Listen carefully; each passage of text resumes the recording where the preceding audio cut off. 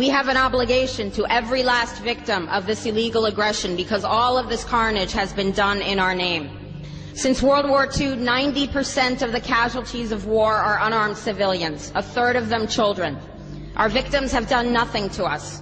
From Palestine to Afghanistan to Iraq to Somalia to wherever our next target may be, their murders are not collateral damage. They are the nature of modern warfare. They don't hate us because of our freedoms. They hate us because every day we are funding and committing crimes against humanity.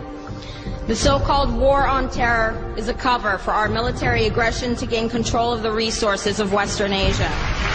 This is sending the poor of this country to kill the poor of those Muslim countries. This is trading blood for oil. This is genocide, and to most of the world, we are the terrorists. In these times, remaining silent on our responsibility to the world and its future is criminal. And in light of our complicity in the supreme crimes against humanity in Iraq and Afghanistan and ongoing violations of the UN Charter and international law, how dare any American criticize the actions of legitimate resistance to illegal occupation? Our so-called enemies in Afghanistan, Iraq, Palestine, our other colonies around the world, and our inner cities here at home are struggling against the oppressive hand of empire, demanding respect for their humanity. They are labeled insurgents or terrorists for resisting rape and pillage by the white establishment, but they are our brothers and sisters in the struggle for justice. The civilians at the other end of our weapons don't have a choice, but American soldiers have choices. And while there may have been some doubt 5 years ago, today we know the truth. Our soldiers don't sacrifice for duty, honor, country. They sacrifice for Kellogg, Brown, and Root. They don't fight for America, they fight for their lives and their buddies beside them because we put them in a war zone. They're not defending our freedoms. They're laying the foundation for 14 permanent military bases to defend the freedoms of ExxonMobil and British Petroleum. They're not establishing democracy. They're establishing the basis for an economic occupation to continue after the military occupation has ended.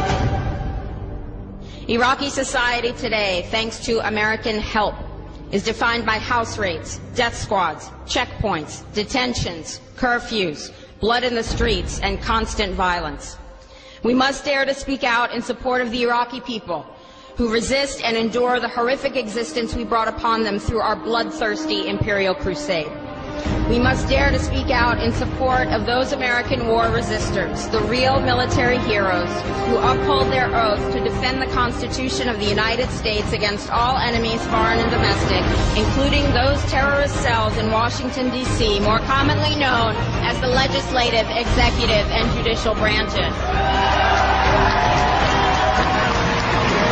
Frederick Douglass said, "Those who profess to favor freedom and yet depreciate agitation are people who want crops without plowing the ground.